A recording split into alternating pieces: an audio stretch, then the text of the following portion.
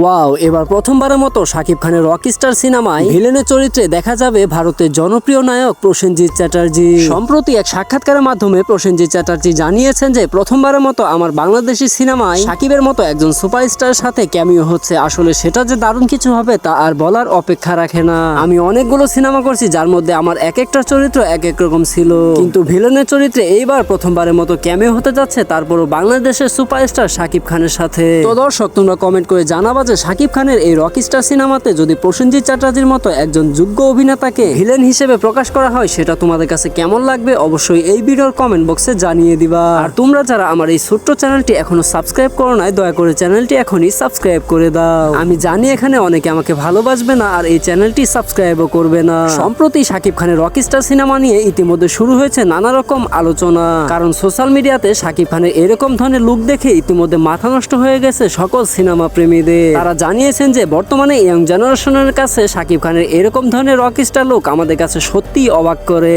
তারপরও আবার যদি শাকিব খানের এই রকস্টার সিনেমাতে প্রসেনজিতের মতো একজন জীবন্ত কিংবদন্তি ক্যামিও হয় সেটা যে আরো দারুণ কিছু হবে তা আর বলার অপেক্ষা রাখে না। এখন দেখার পালা যে বিজ্ঞাপন নির্মাতা আজমান রুশো কতটুকু কাজ করতে পারে শাকিব খান এবং প্রসেনজিৎকে নিয়ে, কারণ এর আগেও মেহেদী হাসান হৃদয় বরবাদ সিনেমাতে যিশু সেনগুপ্তকে নিয়ে একটা বিগ বাজেটের সিনেমা বানান, কিন্তু সেই সিনেমাতে যিশু সেনগুপ্তকে ঠিকভাবে ব্যবহার করতে পারে নাই। তাই তো সকল দর্শকদের চাওয়া যে বিজ্ঞাপন নির্মাতা আজমান রুশো এবার এরকম ধরনের ক্যারেক্টারে প্রসেনজিৎ চ্যাটার্জিকে প্রকাশ করুক যাতে কিনা বাংলা সিনেমাতে ইতিহাস হয়ে থাকে। তো দর্শক, তোমাদের কাছে কি মনে হয় প্রসেনজিৎ চ্যাটার্জি যদি ভিলেনের চরিত্রে অভিনয় করে সেটা তোমাদের কাছে কেমন লাগবে অবশ্যই এই ভিডিওর কমেন্ট বক্সে জানিয়ে দিবা। আর এই ছিল সর্বশেষ আপডেট তোমাদের জন্য। পরিশেষে তোমাদের কাছে একটাই রিকোয়েস্ট, তোমরা যারা এতক্ষণ ধরে এই ভিডিওটি দেখেছো কিন্তু চ্যানেলটি এখনো সাবস্ক্রাইব করো নাই, দয়া করে চ্যানেলটি এখনই সাবস্ক্রাইব করে দাও।